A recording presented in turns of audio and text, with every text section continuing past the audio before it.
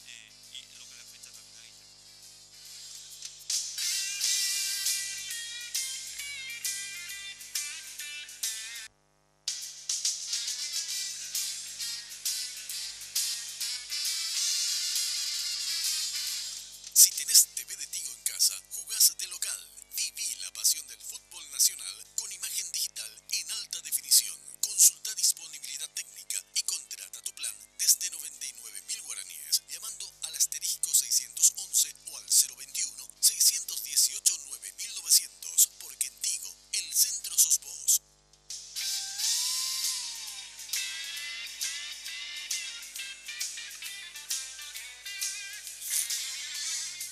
Le estaba diciendo en el corte a Guillermo que Enrique Riera nos quiere mucho, en primer lugar. Y lo segundo es que yo voy a hablar mal del Frente Guasú y él lo va a defender, ¿verdad? Pero quiero explicar un poquito la posición. Mientras no me pidas vender a Enrique Riera, está todo bien.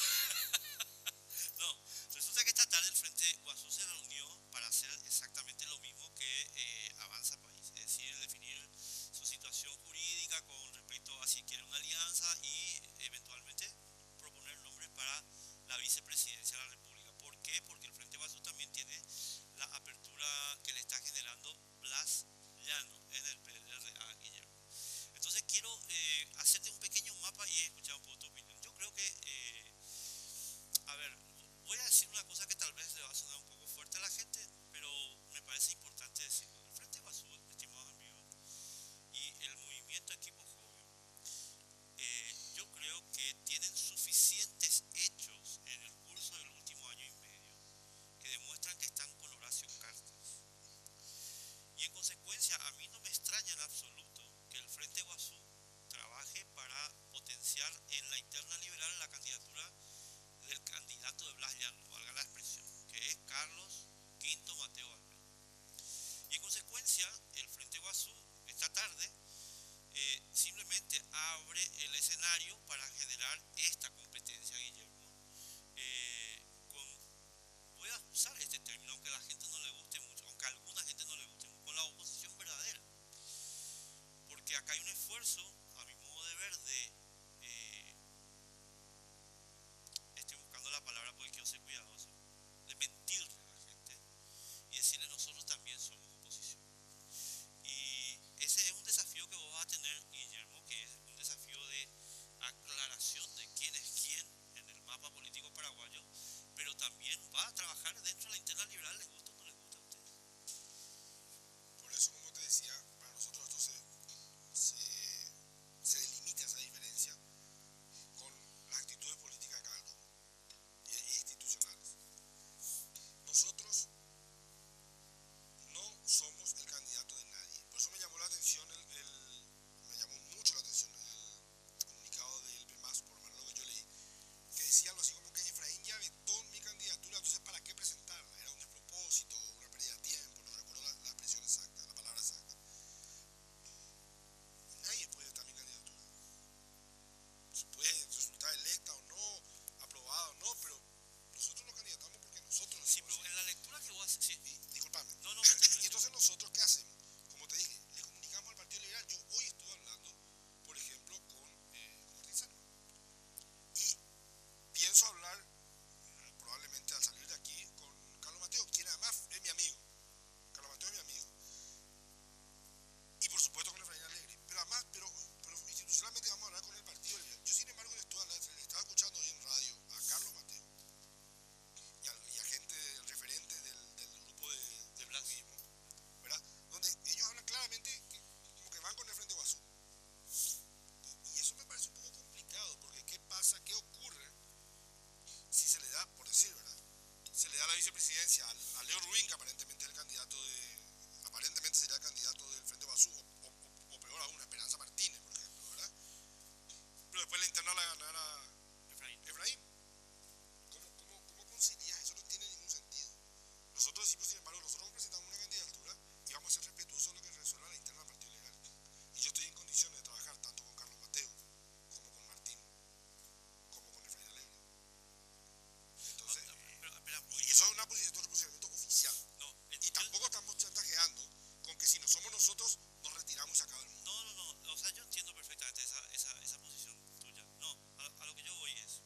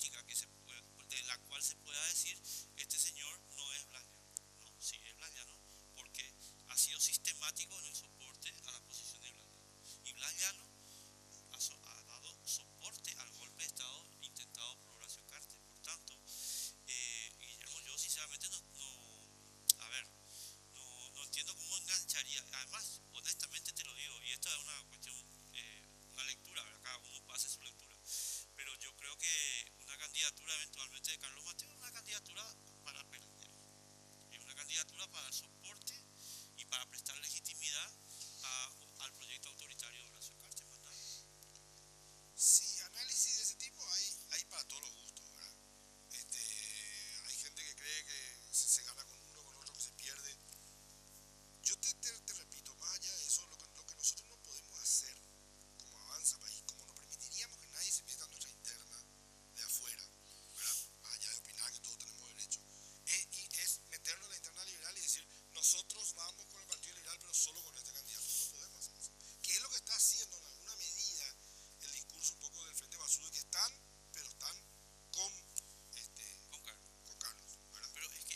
Y hoy lo escuché a Carlos y hablaba todo el tiempo. Yo le dije a Lugo, yo hablé con Lugo, lo escuché en la radio antes de venir acá. Yo estuve con Lugo, yo le llevé a Lugo mi programa, yo le llevé todo con Lugo. Y yo le voy a llamar a Carlos y vamos a hablar que Lugo no es toda la alianza. O sea, como vos mismo dijiste, vos hablaste del PDP, ¿verdad? ¿Qué pasa si mañana el PDP postula a un candidato a vice y, como ya ocurrió en el 2013, ¿verdad? Que fue con un candidato a vice el PDP? Eso es algo que hay que respetar, la institucionalidad democrática de cada partido. A ver, Guillermo, es que discúlpame que sea tan quisquilloso en esta cuestión, pero yo entiendo muy bien el punto que vos estás señalando, el punto de vista formal, ¿verdad? No, yo te estoy haciendo, perdóname, pero yo te quiero llevar, te quiero arrastrar a la lectura política. Y entonces, a ver... Y es un escenario complicado, podría ocurrir. Claro, porque resulta que Guillermo Ferreiro, por decirte, defensor de Steven Patrón, va a ser candidato a vicepresidente de uno de los que sostiene que Steven Patrón tiene que estar preso. Yo no le escuché a Carlos Mateo decir eso. No lo escuchaste, pero Steven Patrón tiene que estar preso. pero no dijo o sea, yo no le escuché a Carlos Mateo decir en ningún momento que Steven Patrón es un preso político. Tampoco le escuché decir que los chicos que están en Uruguay son perseguidos políticos. Yo no le escuché a Carlos Mateo decir que la enmienda es un golpe de Estado. Yo no le escuché decir nada de eso a Carlos Mateo. Es más, le escuché decir que Cartes tiene algunas cosas buenas y le escuché decir que él se va los sábados a veces a tomar whisky con él. Eso es lo que yo le escuché a Carlos Mateo. Entonces, a ver, discúlpame, Guillermo Ferreiro, el defensor de Steven Patrón, va a ser vicepresidente de Carlos Mateo. Y Carlos Mateo va a tener que tomar unas definiciones seguramente.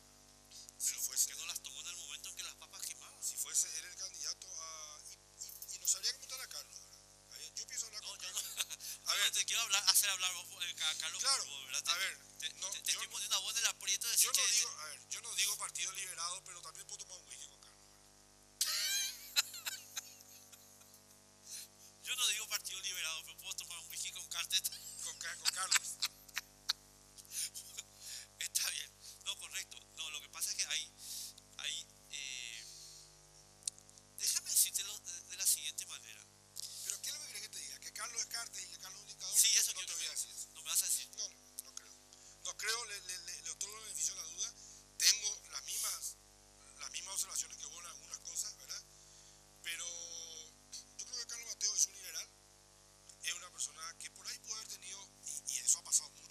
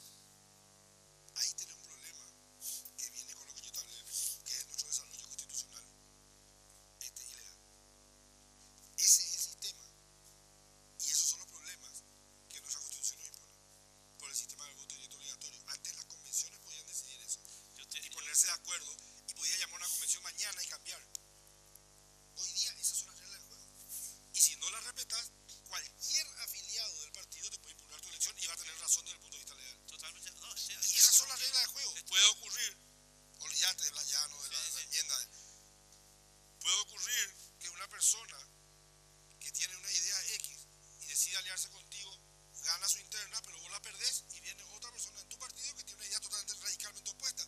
Y habrá que continuar a deshacer la alianza. Bueno, es el caso que pasó con los Colorados, Cuba y Argaña, ¿verdad? Así de sencillo. Claro, y es lo que ocurre por nuestro sistema electoral único en el mundo y que los genios constitucionalistas de Paraguay dicen que todo el resto del mundo no es democrático, solo Paraguay. Yo estoy de Ya acuerdo sé, con los genios constitucionalistas. Ya sé que pero tenés, sí, yo sé que sos un genio constitucionalista también. vamos a la siguiente Te voy a llamar cosa. arriba para que te eduque. Enseguida estamos.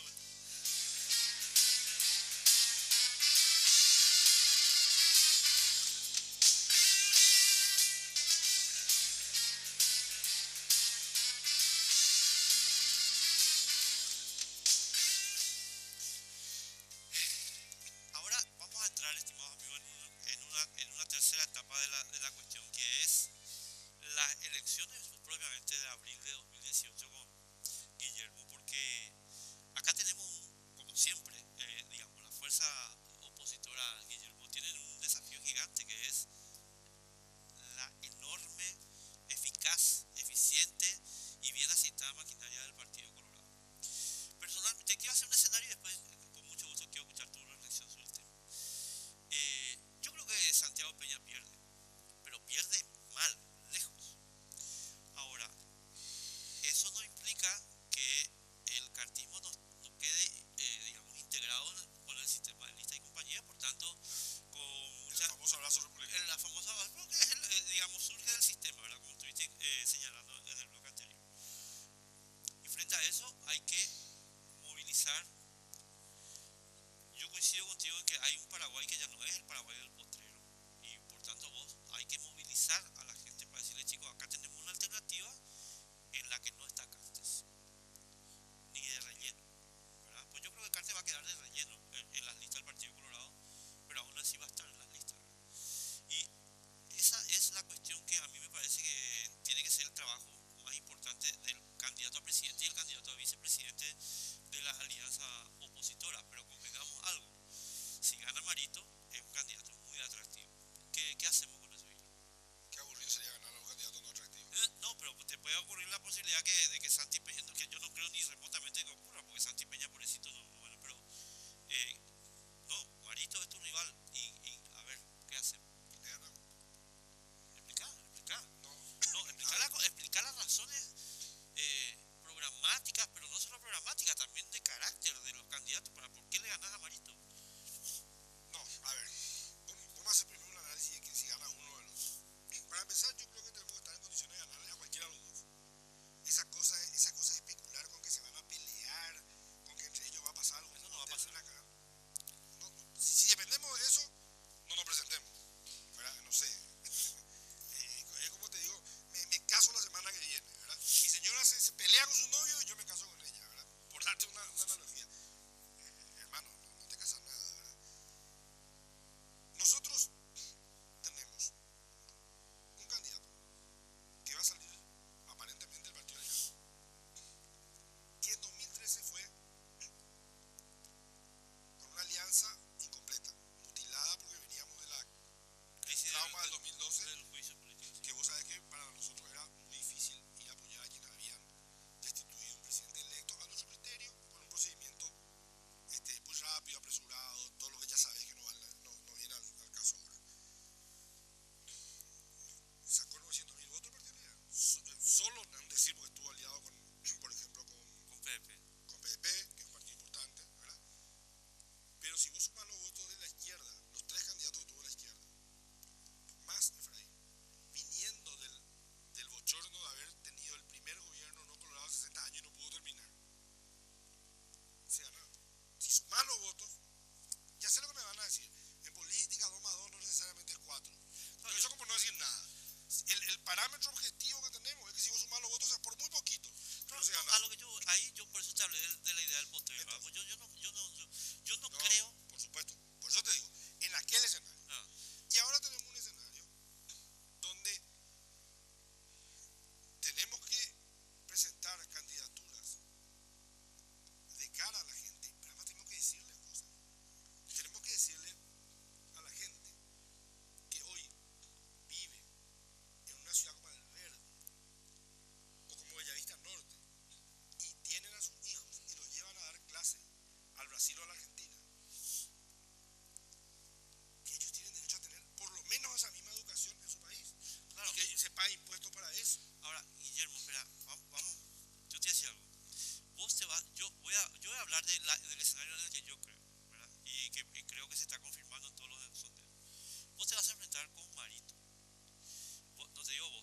se va a presentar con Marito, va a competir con Marito. Y Marito tiene un discurso que es muy atractivo, porque lo que plantea en síntesis es, chicos, nosotros vamos a hacer muchas de las ideas que se nos vendieron, pero las vamos a hacer sin la corrupción, que es un discurso que convocó en 2013 a un 15% del electorado que no estaba afiliado a ningún partido, por eso ganó Carter. Entonces vos no le puedes decir hoy a la gente, no, si yo sumo el potrero de la izquierda más el potrero del frente más el potrero, no. No, porque la gente, que es un parámetro nada más. No, por eso te digo. Y por eso se está hablando de otras cosas cuando a mí me parecería peligroso, Guillermo, a mí me parecería peligroso que se haga un cálculo sobre esa idea, ¿verdad? Porque es una idea, perdóname, y no te la estoy imputando a vos, pero sí la quiero, es una idea muy de Blas Llano. Tenemos que sumar el potrero de fulano, el potrero de fulano. Enrique, discúlpame, yo te dije eso como un parámetro, como un punto de partida, ¿verdad? Lo que te quise decir con eso es que el Partido Liberal es un partido importante. Sí, yo te hago una pregunta, perdón, te interrumpo ahí. La izquierda tiene su sector y todos los demás partidos van a integrar la izquierda va a votar por vos, con Lugo o sin Lugo, si vos tenés un discurso atractivo. A eso estaba por llegar cuando estaba hablando de que a la gente hay que darle soluciones. En un país en el que la gente se siente que hay una casta corrupta, privilegiada, que tiene todos los servicios, todas las ventajas, toda la protección de la policía, del Estado, de los jueces, de los fiscales, de los servicios municipales, de los servicios, y el paraguayo tiene que cruzar en canoa a escribir a su hijo como nació en la Argentina. ¿Me explico? Esa es la respuesta que hay que dar. Esa es la respuesta que hay que darle a la gente. Más allá de, como vos decís, la suma de los potreros, que también son parámetros, porque todos sabemos que el Partido Colorado, con uno u otro candidato, tiene un piso importante, y lo mismo el Partido Liberal, ¿verdad? Entonces, yo no me limito a ese análisis, y estaba pasando lo otro cuando vos me interrumpiste, ¿verdad? Y lo que yo veo es que acá, a este electorado nuevo, incluso el electorado no tan nuevo, pero que ya está cansado de que todos los años venimos con promesas como honestidad, trabajo, generar empleo, seguridad, y cada vez hay menos seguridad, ¿verdad? Entonces, ¿qué es lo que nosotros tenemos? Un Estado gigantesco que se come todos nuestros impuestos en mantener a una burocracia que nos puede atrapar a 12 tipos en el norte que están haciendo secuestros, por ejemplo, ¿verdad? Pero no somos capaces de ver que cuando en el año 2000 se inician los secuestros con la señora Bernardi y llegan a su pico en el 2004, ¿y a quiénes secuestraban? A los miembros de las familias con más influencia sobre el poder político. ¿La fiscalía qué hizo? ¿Qué hizo? Creó una unidad antisecuestros que no había, importó tecnología que no había, adquirió conocimiento que no había, y hoy día cualquier tonto no puede hacer un secuestro. Acá en la ciudad, por lo menos, no es tan fácil hoy día hacer un secuestro. El Estado, cuando quiere, te da respuesta. Claro, cuando podemos hacer tamalear a las 15, 20 o 30 familias que te pueden sacar un fiscal general del Estado de una patada, o que te pueden hacer caer un gobierno o dejar sin financiación una campaña política. ¿Y por qué el Estado no puede hacer eso para la gente? No me pasa fui a una charla en Encarnación. Una estudiante de medicina me dice: no puedo más salir de la facultad a mi casa porque me robaron todos los teléfonos celulares. Y le dije: ¿no se le ocurrió pedirle al comisario que ponga una camioneta en la esquina, un binocular y una mujer policía que camine, cuando le roba la agarran? Ah, no se nos ocurre. Bueno, el Estado tiene un mecanismo para dar respuesta a las necesidades de la gente. Y eso es lo que hay que transmitirle a la gente. Que se tiene que acabar. Yo te digo que un tema que yo soy un poco monotemático, pero me parece que es transversal y afecta a todo. Porque ¿de qué vive vivir una sociedad con reglas? ¿De qué vive vivir una sociedad en la que está prohibido que yo me levante y te dé una trompada en este momento porque me caes mal? Si después vamos ante un juez y dice: yo no sé, yo no vi nada. No ocurrió porque a mí se me ocurre, porque el que te pegó es hijo de un senador. O no funciona así nuestra justicia. ¿De qué sirve que te garanticen la atención, penas para la violencia doméstica, prohibición de robar dinero del Estado, obligación de circular en un sentido en una calle, si después depende de quién lo hace? A ver, te voy a ¿Explico? Entonces, si vos das ciertas garantías, que yo creo que el 31, por ejemplo, fue un momento de mucha importancia, que hubo gente que dijo: acá no hay un problema de Lugo, a mí me hubiese gustado, te digo con toda sinceridad, a mí me hubiese gustado que Lugo esté habilitado para esta elección, por la forma en que salió, más que nada. Pero hay un proceso constitucional, hay un marco legal que respetar, y eso había que respetar. poder no se respetan los límites que se imponen previamente mediante la ley, entonces el poder se vuelve arbitrario. Y eso obliga a dar resultados a la gente. Eso es lo que tiene que transmitir una alianza opositora para atraer ese electorado que, como te dije antes, no votó y los que ya votaron también están muy Claro, y yo, Guillermo, tenemos que irnos a la pausa, pero quiero plantearte, o sea, todo eso que vos señalás es correcto, yo suscribo, pero también lo dice Marito. Entonces, a lo que yo quiero, o sea, la pregunta iba dirigida, o va dirigida, y te pido por favor que en el próximo bloque una partecita me dediques a contestar esto, es el diferencial. ¿Cuál es el diferencial? ¿Cuál es el diferencial entre ese discurso, que yo creo que es un consenso común, y está bien que sea un consenso en la sociedad política paraguaya democrática, ¿verdad? No estoy incluyendo al grupo Cartes, pero hay que hacer un diferencial, ¿verdad? Para que la gente diga, yo me voy por porque está dando este agregado, vamos a decirle. Después de la pausa contestamos. Estamos de vuelta enseguida.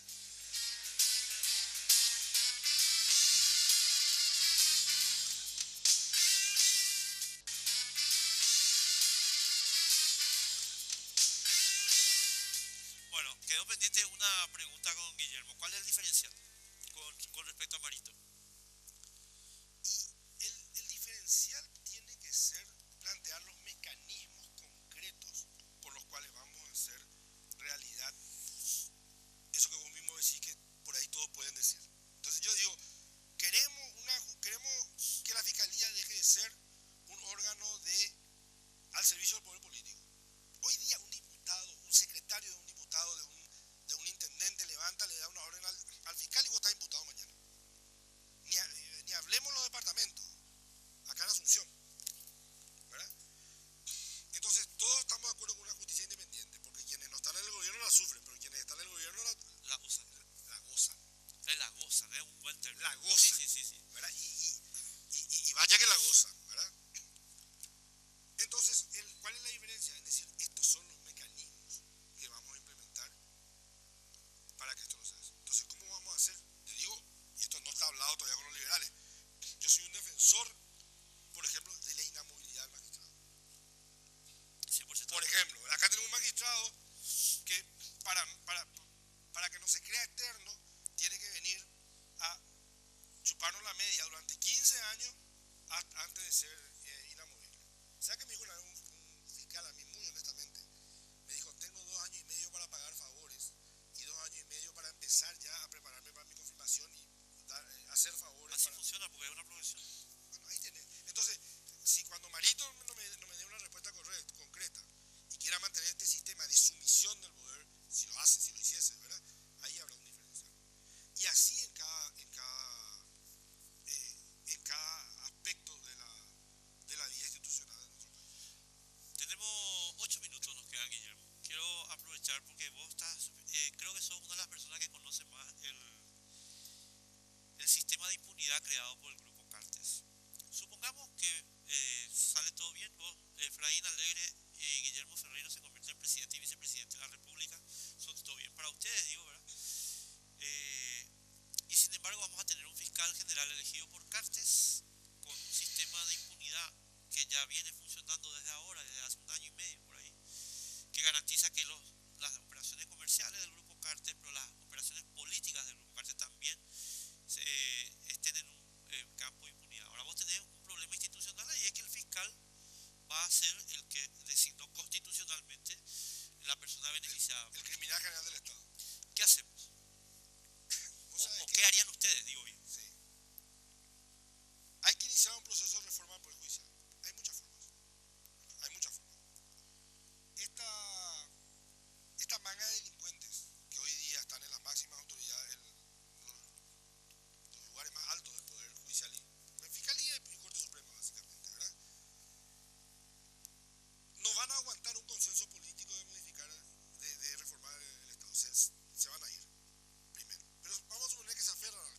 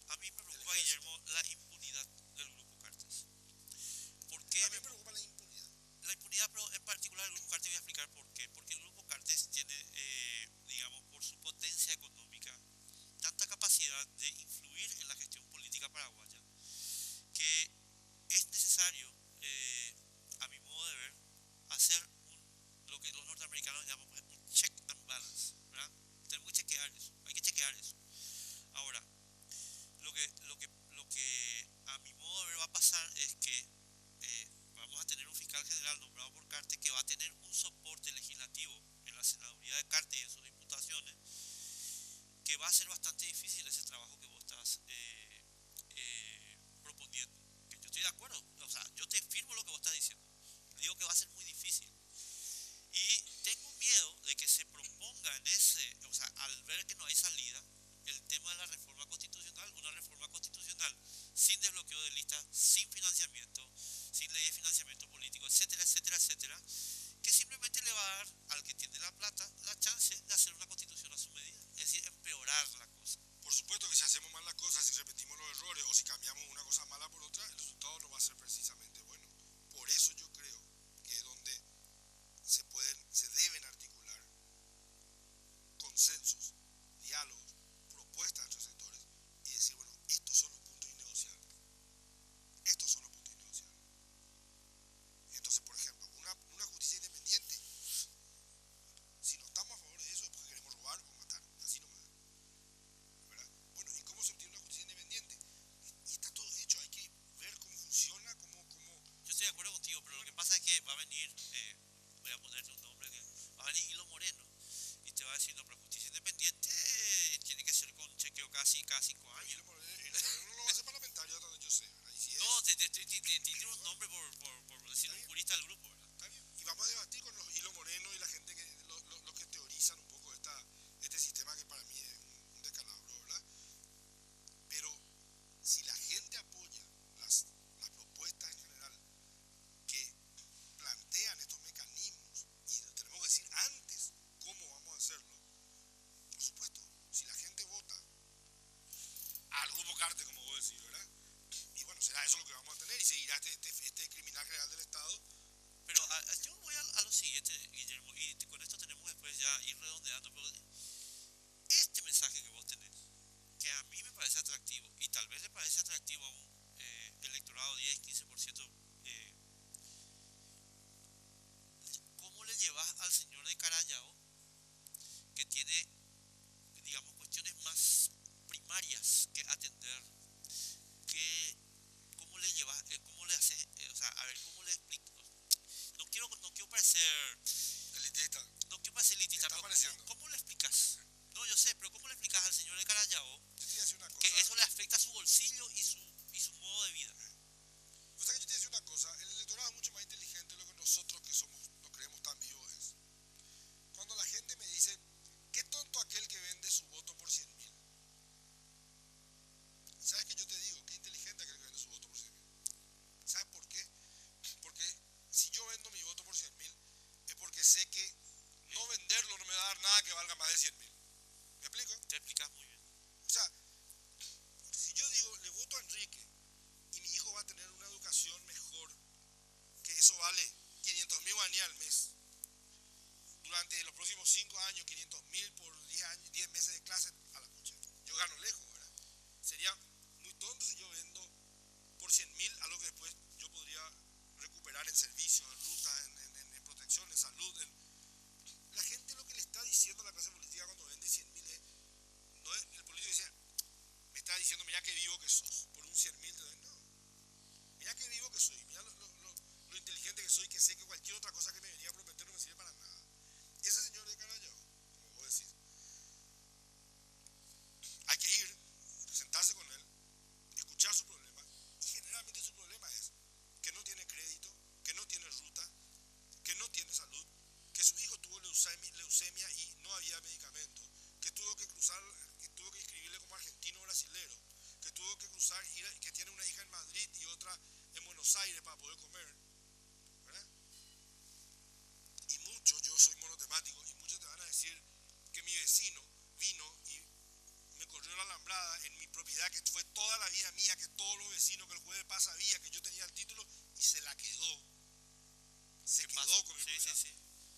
Porque el hijo de la secretaria, del amante, de la nuera, del ahijado, del subdelegado de la seccional número tal, le llamó de un telefonazo y chao todo lo que me dijo mi abogado. ¿O no es así? Así. Bueno, entonces, cuando vos le expliques a esa persona que lo que a él le da, él lo sabe, que a lo que a él le da ya es que hay un montón de normas, de sistemas, hay una policía que tiene que venir cuando vos tenés un problema y te dice no tengo combustible, no tengo vehículo, no tengo ganas,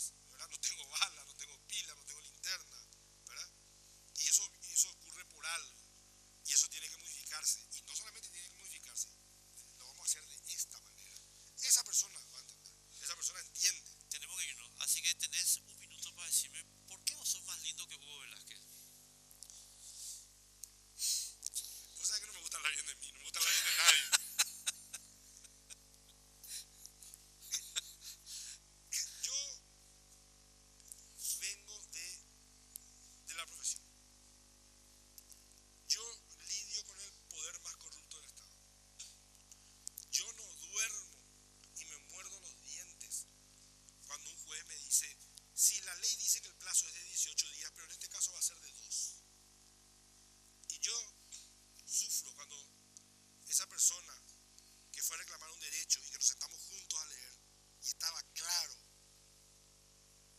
le dicen otra cosa. Y yo vengo haciendo política desde hace varios años explicando lo que ocurre con un país sin reglas claras y sin un juego limpio.